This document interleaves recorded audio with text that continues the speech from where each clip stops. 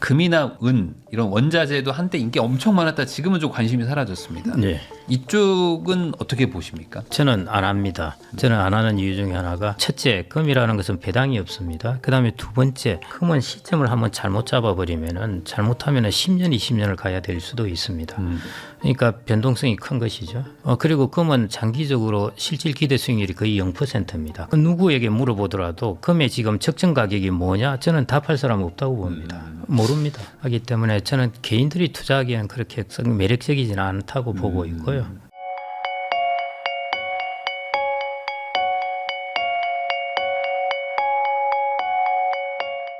옵투스 자산운용의 김경록 고문님 모시고 지금 이야기 나누고 있는데요. 방금 그 현재 시장에 그 걱정되는 어떤 이유는 유가도 있지만 그로 인한 물가가 좀 이제 자극을 받아가지고 금리 인하가 아니라 인상으로 가면 어떡하냐 이런 우려까지 이제 확대되어 있는데 금리 인상은 또 금에는 악재라고 말하는 분들도 많거든요. 그렇죠. 최근에 금값이 또 많이 좀 조정도 받은 부분도 있는데 한국 가격 기준으로 보면은 금이나 뭐 은 이런 원자재도 한때 인기 엄청 많았다 지금은 좀 관심이 사라졌습니다. 네. 이쪽은 어떻게 보십니까? 저는 뭐 원자재는 뭐 포트폴리오에 넣어도 되긴 할 것 같은데요. 저는 안 합니다. 저는 안 하는 이유 중에 하나가 원자재는 갖고 있어도 배당이 없기 때문에 저는 안 하고 있고요. 그래서 금 같은 경우에도 이제 최근에 이제 올랐다가 뚝 떨어지고 해서 그러는데 하여튼 뭐 그냥 금만이 아니라 원자재를 전체적으로 원유도 들어가 있고 하는 원자재 섹터는 뭐 포트폴리오 상은 괜찮을 것 같아요. 네. 예, 다른 것들이 망가지고 할 때 좀 오를 수도 있고 그러니까요. 최근에도 보시면은 주가 망가지는데 이제 유가는 올랐지 않습니까? 네. 예, 이런 것들이 이제 서로 반대되는 영향이 있기 때문에 아무래도 원자 중에 제일 큰 부분이 이제 원유이겠죠. 가스하고 원유일 테니까요. 네. 그런 부분은 포트폴리오에 넣어놓도 저는 괜찮다고 봅니다. 그리고 많은 기관들에서 그걸 또 추천을 하고 있고요. 그래서 그건 괜찮은데 원자재에서 이제 나는 원자재가 워낙 다양하게 있으니까 나는 금을 많이 넣겠다. 뭐 구리는 또 모르겠어요. 앞으로 뭐 수요가 많으니까 전기라든지 이러는데 금 같은 경우에는 뭐 배당도 없고 해서 저는 뭐 여하튼 위에서 보고는 있긴 하지만 첫째, 금이라는 것은 배당이 없습니다. 그다음에 두 번째, 주식 같은 경우는 내가 시점을 조금 잘못 잡더라도 아유 내가 좀 기다리자 힘들지만은 하면은 또 그렇게 길지 않은 시간에 올라갑니다. 그런데 금은 시점을 한번 잘못 잡아버리면은 잘못하면은 10년, 20년을 가야 될 수도 있습니다. 그러니까 변동성이 큰 것이죠. 그리고 금은 장기적으로 실질 기대 수익률이 거의 0%입니다. 그 말은 물가 상승 정도 이제 오른다는 뜻이기 때문에요. 네. 그래서 장기적으로 실질 기대 수익률이 0%. 근데 변동성은 크고 그다음에 타이밍을 한번 잘못 잡으면 오랫동안 힘들 수 있고 그다음에 배당이라는 게 없기 때문에 저는 개인들이 투자하기에는 그렇게 매력적이지는 않다고 보고 있고요. 대신 원자재는 저는 뭐 괜찮습니다. 금이나 은의 그 가치가 그 풀린 돈 통화량 대비 너무 저렴하다 이렇게 해서 투자하시는 분들이 많거든요. 사실. 그 부분에 대해서는 좀 어떻게 생각하시나요? 금은 가치를 매길 방법이 없습니다. 사실은 통화량과 같이.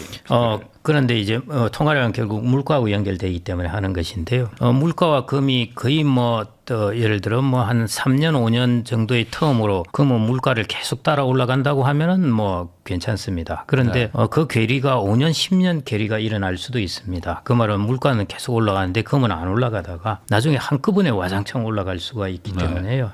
그래서 그런 면에서 저는 투자 타이밍을 좀 잡기 어렵고 그렇기 때문에 굳이 그걸 그 통화량하고 금하고 이렇게 해서 보는 것도 어렵고요. 그다음에 이제 제가 밸류에이션 이야기를 했는데 원래 자산의 밸류에이션은 아시다시피 거기서 나오는 수익이나 배당이나 임대 수익 이런 것들을 현재 가치화한 것이 자산의 밸류에이션입니다. 그런데 금은 그 플로우가 캐시 플로우가 없기 때문에요. 그 적정 가격을 평가하기 어렵습니다. 그러다 보니까 통화량을 가지고 하는데요. 그럼 통화량 가지고 비교할 때 그러면은 도대체가 언제부터 통화를 가지고 어느 시점으로 해야 될까? 2010년부터 데이터를 할까? 1950년부터 데이터를 할까? 거기에 따라서 결과가 완전히 다르게 나와요. 그러니까 그게 소위 말해 우리가 계량할 때 가장 중요한 부분인데요. 그러니까 샘플 기간을 뭘로 가지고 잡느냐에 따라서 달라지는 것이죠. 그래서 자기가 적정하다고 말하고 싶으면은 자기가 원하는 샘플 기간을 잡으면 됩니다. 그래서 너무 그거는 불확실성이 커요. 그런데 주식이라든지 채권이라든지 부동산은 지금부터 앞으로 나올 캐시플로우를 가지고 밸류에이션을 합니다. 그래서 금에 비해서는 밸류에이션을 할 수 있는 그래도 그 여지가 훨씬 많기 때문에요. 누구에게 물어보더라도 금의 지금 적정 가격이 뭐냐? 저는 답할 사람 없다고 봅니다. 모릅니다. 그런 건 있지 않습니까? 근데 이제 금이라는 건 어쨌든 실물 자산을 기반으로 하는 거고 실물 자산인데 또 이제 채굴의 능력에 한계가 있기 때문에 양은 고정되어 있다면 수요와 공급으로 결국에 수요가 늘어나면 가격이 올라가지 않겠냐? 여기에 베팅하시는 분들이 좀 있잖아요. 그렇죠. 예. 지금 중앙은행들이 막 매집을 하고 있다고 하니 그래서 가격도 올랐다고 하니 요거에 좀 보시는 것 같아요. 예, 그거는 뭐 정확한 표현이고요. 뭐든 그거는 너무나 당연한 이제 동의 반복인데요. 수요가 오르면 가격이 오르는 거는 뭐 어느 물건이나 똑같습니다. 공급은 제한됩니다. 예, 그런데 수요가 올라서 가격이 오른 걸 가지고 우리가 적정 가격을 평가할 방법은 없습니다. 그래서 지금은 이제 금을 보려면은 금 가격을 전망하려면은 지금의 금의 공급에 비해서 앞으로 수요가 더 늘어날까 말까 이걸 봐야 되는데요. 그걸 이제 모른다는 것이죠. 사실은 최근에 이제 러시아는 또 급작스럽게 한 15톤 정도 금을 팔았고요. 뭐 전쟁 준비할 돈도 필요하겠죠. 다른 건 다 막아놨으니까 이제 금을 팔 겁니다. 그래서 이제 팔았는데 이런 것들처럼 이제 수요가 어떻게 될지 하는 부분은 모릅니다. 그래서 전적으로 유가 시장이 마찬가지잖아요. 유가 시장은 유가의 적정 가격 누구도 없습니다. 그런데 지금처럼 급작스러운 일이 일어나면은 공급 쇼크 때문에 다 움직이거든요. 근데 공급이나 수요의 이 쇼크를 누가 알겠느냐는 것입니다. 그래서 유가의 가격 변동은 이렇게 점프 이런 식으로 일어납니다. 금도 비슷하고요. 그래서 일반인이 투자하기에는 좀 까다롭고 어려운 자산이다. 일부라도 담아놓으면 그게 그 다른 자산들과 좀 반대로 움직이는 성향이 있어가지고 물론입니다. 그래서 제가 있다. 원자재는 어느 정도 담아 놓으셔도 괜찮다는 것이요. 거의 원유도 들어가고 가스도 들어가고 그다음에 이제 그 귀금속, 그다음에 일반 산업용 금속 이런 것들을 담아 놓는 것은 저는 방금 말씀하신 것처럼 포트폴리오상은 괜찮다고 봅니다. 원래는 주식하고 금은 좀 반대로 가는 성향이라고 얘기들을 많이 했었었는데 최근엔 막 다 같이 올라가고 막 그런 것도 있었잖아요. 예. 이런 어떤 움직임이 어떤 뭐 이론과 약간 좀 반대로 간다. 이게 뭐 과거에도 원래 그랬던 건지 아니면은 최근에 뭐 어떤 이상현상인지도 좀 궁금하고. 예. 그건 뭐 이렇게 이제 되는가. 데이터를 어떻게 보느냐에 따라 다른데요. 뭐 주식하고 채권만 하더라도 반대로 가야 되는데 같이 가는 경우가 많죠. 예, 그때 2022년 우크라이나 러우 전쟁이 일어났을 때도 그랬고요. 지금도 최근에 보면은 이란 전쟁이 일어나면서 금리 오르면서 완전히 주가 폭락하고 채권도 이제 폭락했지 않습니까? 이번에 이제 금 가격이 떨어진 것은 뭐 여하튼 러시아 뭐 15톤 뭐 이런 것도 있겠지만은 기본적으로 이제 금리에 대한 전망 이게 금리가 움직이면은 금 다 같이 영향을 줍니다. 거기에다가 이제 금 같은 경우에는 그 대체되는 자산이 달러이지 않습니까? 근데 지금까지 이제 달러가 계속 약세고 신뢰를 잃었는데 이게 뭐 전쟁이 뻥 터지다 보니까 역시 달러가 좋구나 해가지고 이제 달러의 가치가 높아졌습니다. 그러니까 상대적으로 달러 대비한 금의 가치는 좀 떨어질 수밖에 없는 것이죠. 그래서 그런 지정학적 어떤 현상 지정학적 이벤트죠. 그 이벤트에다가 이게 이제 유가를 통해서 금리에 영향을 주게 되는 이런 이벤트 때문에 주가도 떨어지고 금 가격도 최근에 꽤 떨어졌죠. 이제 그런 현상을 좀 보인 것 같습니다. 그러면은 이번에 뭐 이제 미국 연준 의장이 또 뭐 교체도 되고 하면서 이제 금리를 뭐 인하할 수 있다. 뭐 이런 얘기들도 약간 뭐 돌긴 돌았었는데 지금은 그런 기대감도 많이 좀 사라진 거고. 그러면 금리는 그냥 지금 당장 한 6개월 정도 안에서 투자의 변수로 생각할 필요까지는 없을까요? 그냥 있는 현상 안에서 그냥 실적 가지고 판단을 예, 그렇게 보고 있고요. 네, 지금은 내리기도 올리기도 지금 향후 몇 개월 동안은 조금 애매한 부분이 있을 것 같고요. 그다음에 이제 케빈 월시가 이제 들어오게 될 텐데 저는 이제 조금 이 양반이 들어와서 뭘 어떻게 할까 이런 부분이 조금 헷갈리긴 한데요. 이 사람은 어떻게 근본적으로 본다면은 약간 통화주의에 가깝습니다. 앨런 그린스펀이 이제 전형적으로 금리 중심의 정책이었습니다. 그 전에 이제 폴 워커 같은 경우는 이제 통화량을 막 주었던 것이고요. 그 이후에 이제 다 금리 중심으로 갔습니다. 그래서 이제 그랬는데 지금 그러다 보니까 통화 측면에서 너무 많이 풀려버렸습니다. 케빈 워시 양반은 보면은 결국 이제 통화량을 좀 중시하는 것 같아요. 그러면은 과연 와서 이 사람이 이제 전체적으로 통화량을 관리할 것 같은데 연준 위원들은 또 반대를 할 것 같고. 이런 것들이 초기에 어떻게 될까 하는 걸 좀 저는 관전 포인트로 보고 있습니다. 이제 저도 우리나라 중앙은행도 마찬가지인데요. 금리 중심으로 전적으로 한다는 것은 조금 맞지 않은 것 같습니다. 금리뿐만 아니라 통화량도 같이 봐야 된다고 보고 있거든요. 그래서 그런 측면에서 케빈 월시는 아마 그 부분을 반드시 이야기를 하고 건드릴 것 같은데요. 현재로서는 뭐 아직 그 양반의 액션을 못 보았으니까 판단하기 어려울 것 같고요. 초기에 아마 들어와서 이야기를 하고 이제 곳곳에서 스피치도 하고 그러겠죠. 그럴 때 한번 보고 그 방향성을 조금 판단해봐야 될 것 같습니다.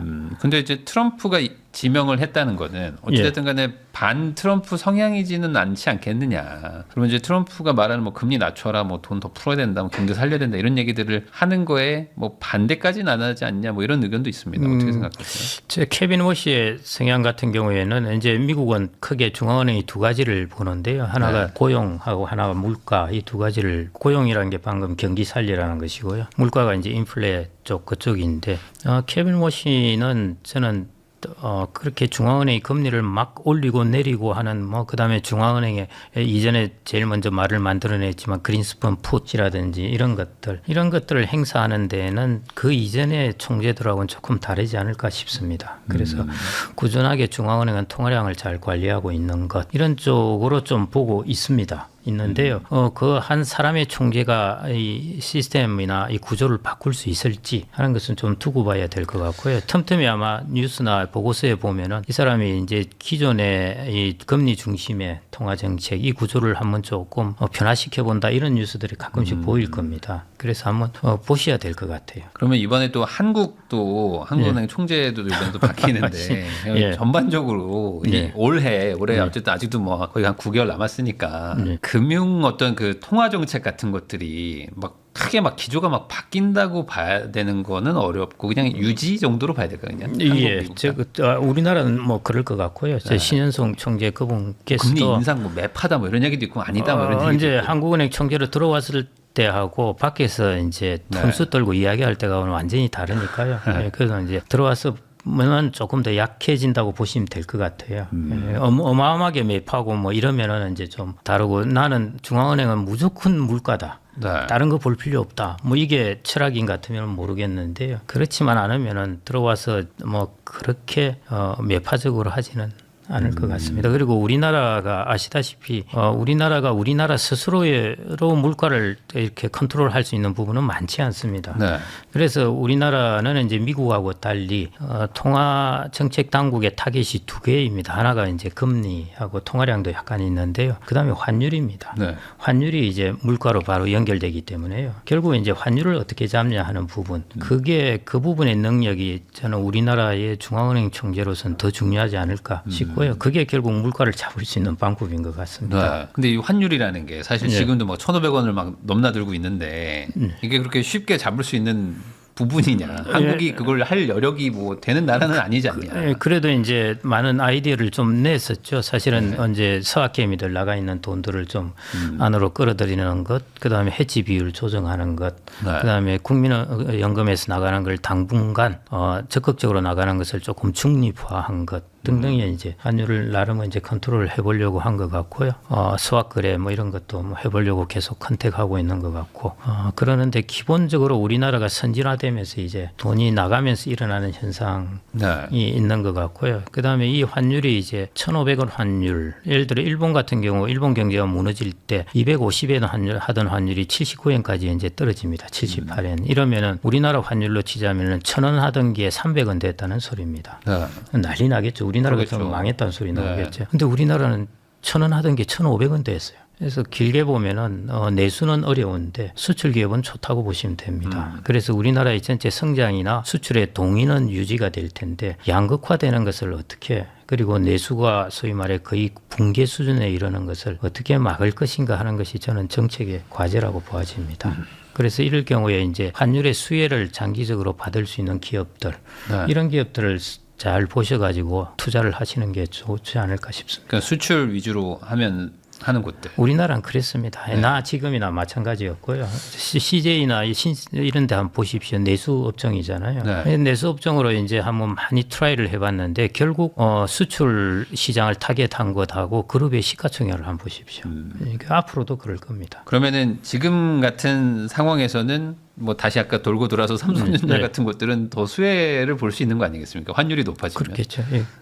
워낙 수익성이 좋아지니까. 물론 뭐 원가도 뭐 늘어날 수는 있겠지만 조금 수입은 그건 근데 늘어나겠죠. 그런 거보다는 예. 지금 예. 워낙 지금 그 영업이익이 높기 때문에 예. 굳이 뭐 큰 의미는 없을 거라고도 볼 수 있을 것 같고. 그리고 우리 거시경제 변수가 그나마 다행스러운 게 지금 아마 반도체에서 이만한 수출을 하지 못하면은 환율이 더 올라갈 겁니다. 그런데 이제 유가 부분에 우리가 수입으로 이제 가격을 지불하는 것, 거기에 못지않게 반도체로 이제 수출 물량, 수출 금액이 네. 들어오니까요. 그래서 환율이 그래도 이 정도 버텨주는 것만 하더라도 저는 다행스럽다고 보고 있습니다. 환율이 이제 1,400원, 1,500원이 뭐 뉴노멀이다 이런 얘기들도 하는데 예. 이게 좀 어쩔 수 없는 그런 시대 흐름인가요? 어떻게 보세요? 흐름인 것 같습니다. 저도 한 1,400원대로 저도 옛날 사람이라서 옛날 환율이 계속 생각, 옛날에 1,000원, 네. 심지어 930원 환율까지 보았으니까요. 야, 이건 너무 높은데 이게 노멀이 아닌 것 같다는 생각들을 해왔는데, 근데 이 시대가 변한 것 같아요. 변해가지고요. 한 1,400원대가 혹은 1,300원대는 가면은 갈 수 있을 거라고 보아집니다. 근데 해봐야 몇 퍼센트 되겠습니까? 그렇죠. 예, 그러니까 1,400원 전후가 조금 노말인 것처럼 보이고요. 그거는 이제 과도기적 현상인 것 같은데 우리나라 사람들이 이제 해외 자산을 자꾸 가지고 싶어 합니다. 그 달러를 수요하는 거고 국민연금도 달러를 수요하고 그다음에 우리나라의 기업들은 글로벌화되면서 해외에 자꾸 공장을 지으려고 합니다. 그래서 이것들이 일정 기간 동안 구조적인 변화라는 것입니다. 그런데 이게 이제 충분히 이루어지고 나면은 이제 해외 투자한 것들에 대해서 배당이 들어오게 될 테니까요. 그때 되면 다시 이제 환율이 떨어지는 것입니다. 그래서 그 큰 과정을 이제 지금 사이클을 밟고 있다 이렇게 보시면 될 것 같습니다. 과거에는 막 소위 말하는 달러빚 져가지고 막 이렇게 부채로 막 많이 늘렸다면 지금 어쨌든 외화 자산을 또 보유하면서 나가는 돈들도 좀 있으니까 과거랑 좀 다르다 뭐 이렇게 얘기하시는 분들 그렇죠. 그게 이제 대외금융 순자산인데요. 언제 미국의 포트폴리오 자금들 외국인들 들어온 거하고 우리 나간 것 뭐 이런 것들을 다 네팅해 보면은 1조 달러 정도입니다. 한 1,500조 정도가 플러스라는 것인데요. 그 중에 제일 큰 게 이제 외환 보유고하고 국민연금이 보유하고 있는 이제 달러들입니다. 그다음 개인들도 꽤 보유하고 있으니까요. 우리나라는 지금 네팅해도 지금 한 1조 달러 됩니다. 그래서 외환위기 때와는 기본적인 체력이 완전히 다르니까요. 환율이 올라가는 가는데 이게 뭐 IMF 외환위기로 온다 이렇게 걱정하실 필요는 없을 것 같고요. 그나마 저는 반도체가 참 효자 노릇을 하고 있는 것 같습니다. 이런 상황이 그 뭐 과거 이제 트럼프의 입장에서 뭐 굳이 생각을 해보면은 뭐 약달러를 원한다, 뭐 제조업 살려야 되기 때문에 뭐 굳이 강달러 안 간다, 뭐 이런 얘기들과 약간 좀 반대 방향으로 가는 것 같기도 해가지고 전쟁 때문일 수도 있겠지만 뭐 전쟁이 만약 좀 이렇게 뭐 좀 장기화가 안 되고 어느 정도 좀 종결이 된다 그러면 다시 한번 또 약달러의 시대로 뭐 갈 수 근데 있을까요? 뭐 우리나라하고 일본하고에 대비해서 이제 좀 강달러를 보였고요. 뭐 유로와 대비해서는 별로 그렇지도 않았으니까요. 전체적으로 달러 지수를 보면 뭐 그렇게 강하게 진행된 부분도 없는 것 같습니다. 네. 그래서 뭐 최근에 이제 전쟁 관련된 것은 특수한 요인이니까요. 네. 결국은 이제 그게 금리 정책을 써야 되는 것이죠. 금리를 인하하고 뭐 그러면은 달러도 약세를 가게 될 텐데 뭐 우리나라나 이런 수출 위주의 제조업 국가에 비해서는 훨씬 환율에 대해서는 덜 민감합니다. 그래서 너무 우리나라가 환율 보듯이 첨예하다고 보시면 안 될 것 같고요. 아시다시피 미국의 재무장관은 계속 루빈 때부터도 그랬고 강달러 정책이었죠. 사실은 네. 그게 이제 트럼프에 와서 제조업 리쇼링 하면서 이제 약달러 이야기를 하는데 그럼에도 불구하고 미국의 월가나 이런 데는 당연히 강달러를 원하는 거죠. 그래서 그렇게 일방적으로 뭐 약달러를 몰고 가고 그렇게 하기 쉽지 않을 겁니다. 원한다 하더라도요. 그러니까 지금은 결국에 이제 달러 환율도 뭐 그냥 어느 정도 이 정도 그리고 이제 금리도 한 이 정도 선에서 유지된다고 우선 생각은 하고 뭔가 투자 결정을 해라. 뭐 이렇게 그렇게 뭐 그게 주가도 그렇고 확률적 특성으로서 원래 제일 베스트 전망치는 현재의 가격입니다. 왜냐하면 현재를 미래를 모두 반영해서 나온 가격이라서요. 아마 다들 그렇게 답은 하실 텐데 달러는 뭐 지금은 전쟁의 요인 때문에 좀 강세가 된 거고요. 이거 끝나고 나면 또 조금 약세가 되겠죠. 뭐. 그런데 구조적으로 약세를 흘러가기에는 아직은 좀 기다려야 되지 않을까 싶습니다.